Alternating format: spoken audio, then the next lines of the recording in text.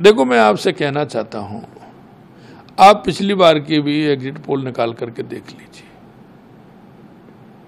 पिछली बार की भी इसी तरह के थे, लेकिन भारतीय जनता पार्टी 2014 में कितनी सीट आई, 2019 में उससे बढ़कर के कितनी आई, और 2024 में उससे बढ़कर के कितनी आएंगी, ये आप देख लेना। हमेशा एग्जिट पोल जिस तरह की कहता है, हमारे कार्यकर्ता और देश के यशस्वी प्रधानमंत्री नरेंद्र मोदी जी पर देश की जनता का भरोसा है, इसलिए जो कहा है वो पूरा होगा। मुख्यमंत्री जी, आप जब मुख्यमंत्री नहीं थे, संगठन में आप काम करते थे, उस दौरान में आपका पश्चिम बंगाल काफ़ी बार जाना हुआ, संगठनात्मक दृष्टि से कई काम आपने वहाँ पर किए पार्टी के निर्देश पर, और इन चुनाव में भी आप कई बार पश्चिम बंगाल के में अलग अलग जगह गए। ममता बनर्जी वहाँ पर मुख्यमंत्री है, जिस प्रकार से उनके दावे हैं, बंगाल की यदि बात की जाए, बंगाल में क्या स्थिति लगती है, क्योंकि पिछली बार जो सीटें थी, क्या उससे अप हो पाएगी?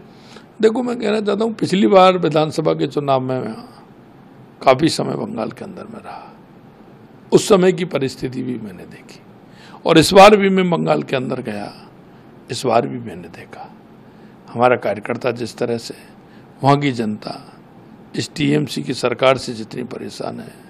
हम कह सकते हैं पहले हमारी बंगाल के अंदर 18 सीट थी, और अब हम कह सकते हैं 28 और 30 सीट बंगाल के अंदर हमारी आने वाली है। दिल्ली आप गए, दिल्ली में कई रोड शो करे, कई सभाओं को संबोधित करा।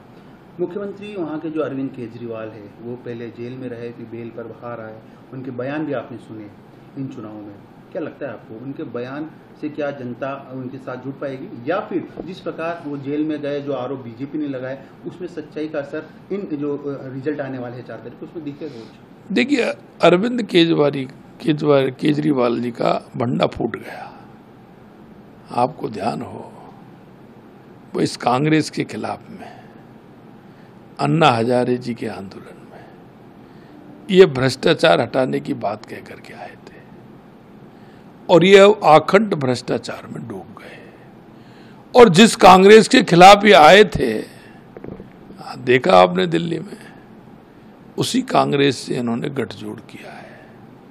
तो दिल्ली की जनता जान चुकी है कि केजरीवाल क्या है, इसलिए मैं कह सकता हूं कि दिल्ली की 7 की 7 सीट भारतीय जनता पार्टी जीतेगी।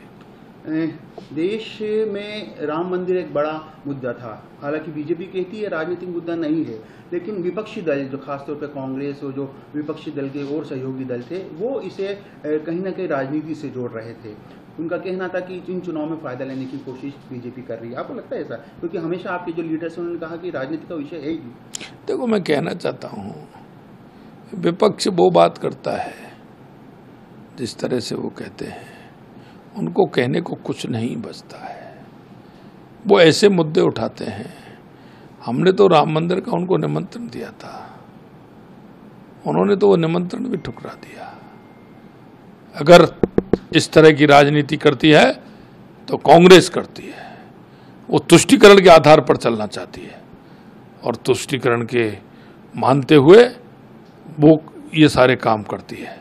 भारतीय जनता पार्टी काम करती है अपने विकास का और अपने गरीब कल्याण की योजनाओं का, और देश से जो वायदा किए उनको पूरा करने का काम करती है।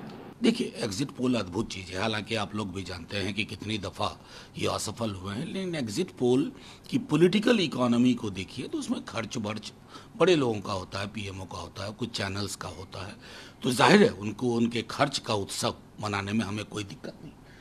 लेकिन हकीकत ये है कि ये व्यक्ति जिसका नाम तेजस्वी यादव, इसने प्रधानमंत्री जी की हवा टाइट कर दी। प्रधानमंत्री जी रोजगार पे नहीं बोले, ये रोजगार पे बोलते रहे। आर्थिक सामाजिक न्याय पे नहीं बोले, ये उस पर बोलते रहे। प्रधानमंत्री जी क्या बोले? भैंस, मंगलसूत्र, मुजरा।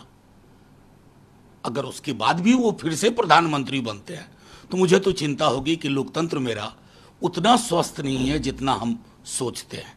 इसलिए मैं कह रहा हूं 4 जून का इंतजार किया जाए, क्या होता है एग्जिट पोल। बिहार के संदर्भ में 2 बार अब हमने देखा है, मुंह की खानी पड़ी सबको, तो वैसा ही कुछ होगा 4 जून को।